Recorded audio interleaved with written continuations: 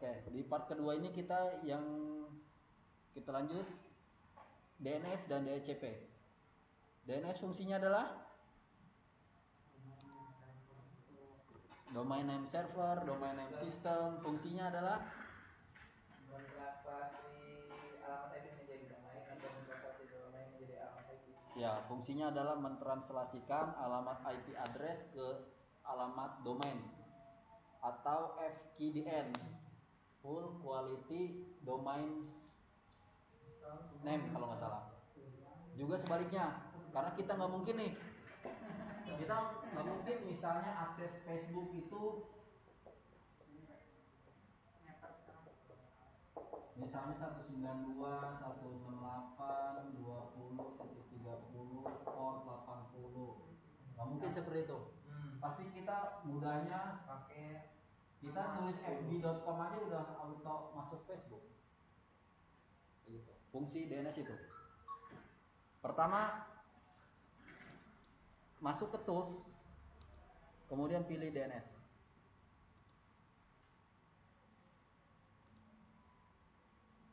Nah, ini DNS nih. Ayo, ada yang ingat di sini? Langkah pertama kita ngapain?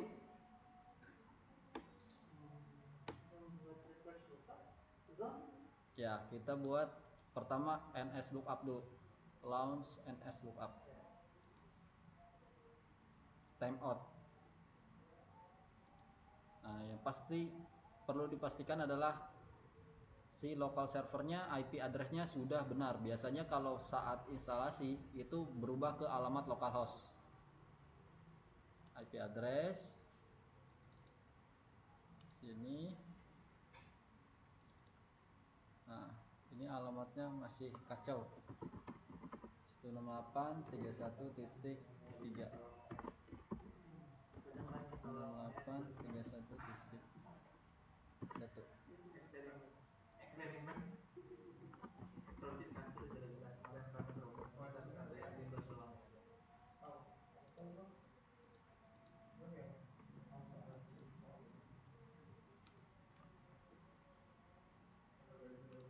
sini. Kemudian buat apa? Di reverse lookup zone kita perlu memasukkan nih IP address si DNS tersebut. Pilihnya primary. Kalau teman-teman ada beberapa, masukin secondary. Kalau mau lebih ada banyak, pilih yang stop zone. Karena kita punya satu aja, pilih yang primary zone. Ini pilih defaultnya ini. To semua DNS server yang berjalan di dalam domain controller. IPv4 kalau kita punya IP versi 6 bisa kita masukin. Next. Nah, ini masukin hanya 3 digit pertama. 192, 168. Berapa? 33 berapa? 31. Next. Ini pilih yang allow only secure dynamic update. Next. Finish. Kalau sudah, kita launch NS lookup lagi. Posisinya masih timeout. Kemudian apa? Reverse sudah. Habis itu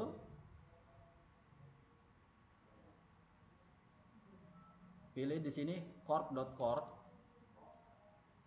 Masuk ke mana?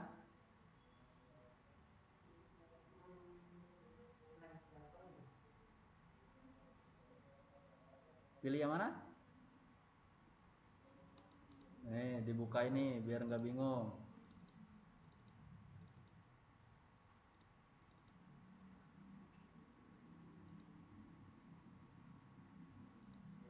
Pilih yang mana?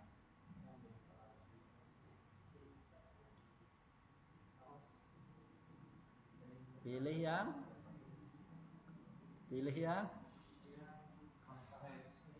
Hah? Pilih yang mana? Pilih yang ini. properties, kemudian update PTR, apply, oke. Sampai sini sudah pasti berhasil apa belum? Belum tentu. Fungsinya satu, di restart. DNS cukup sampai sini. Berikutnya adalah instalasi DHCP. Fungsi DHCP adalah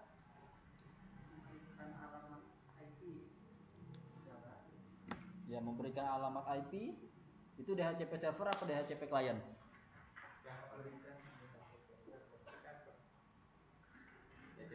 DHCP itu ada berapa? Dua banyak. Ada berapa? Dua lah. Kok dua lah? Tahunya baru dua sih, server sama client. Iya. Itu ada dua. Pertama, DHCP server itu fungsinya adalah untuk memberikan alamat IP address, DNS, gateway, netmask secara otomatis kepada si klien yang ada rentang waktunya. Ingat, yang ada rentang waktunya. DHCP client adalah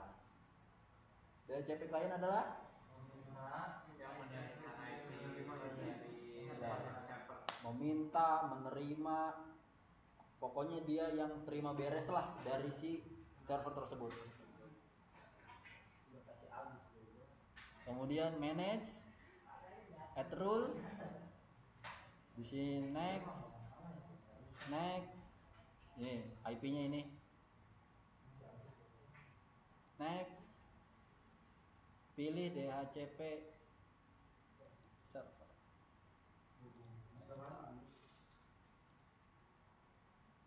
Bentar. Ini harusnya 131 kelewat.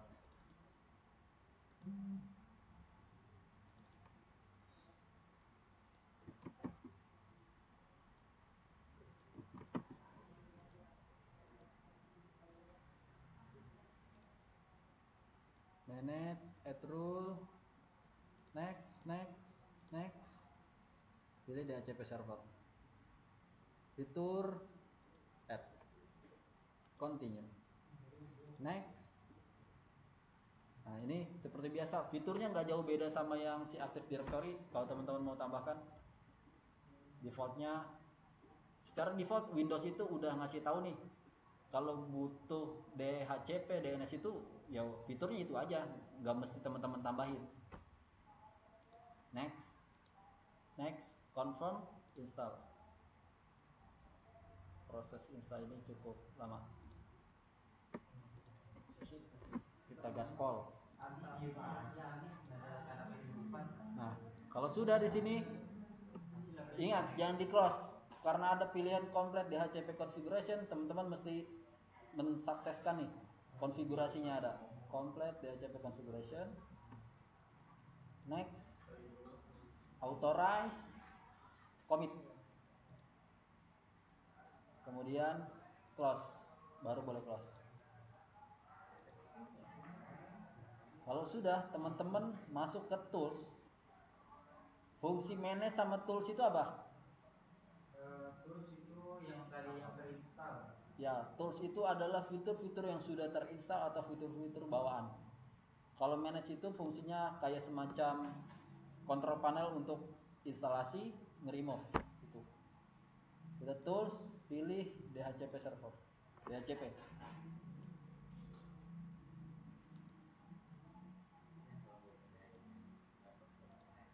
Nah, di sini ada yang ingat gimana?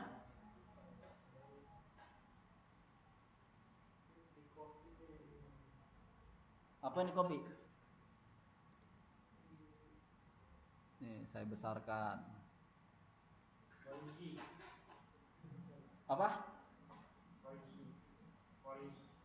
Polisi. Kenapa polisi?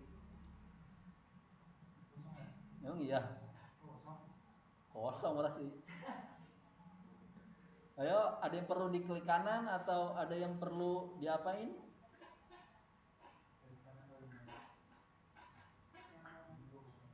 IPv4-nya kali ya? IPv4, ya, terus klik kanan. New scope. Next. Ini masukin apa nih? Masukin alamat IP.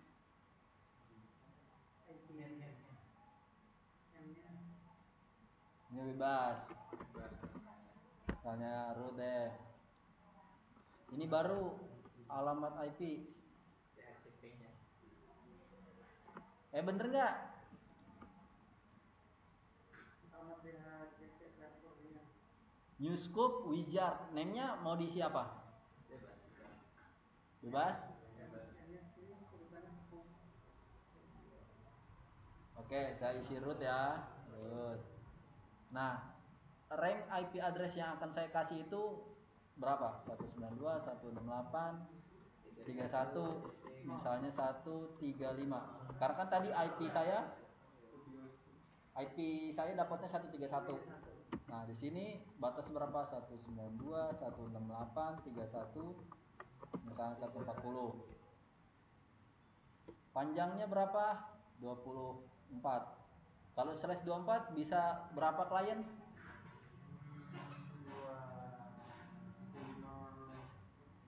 25 berapa?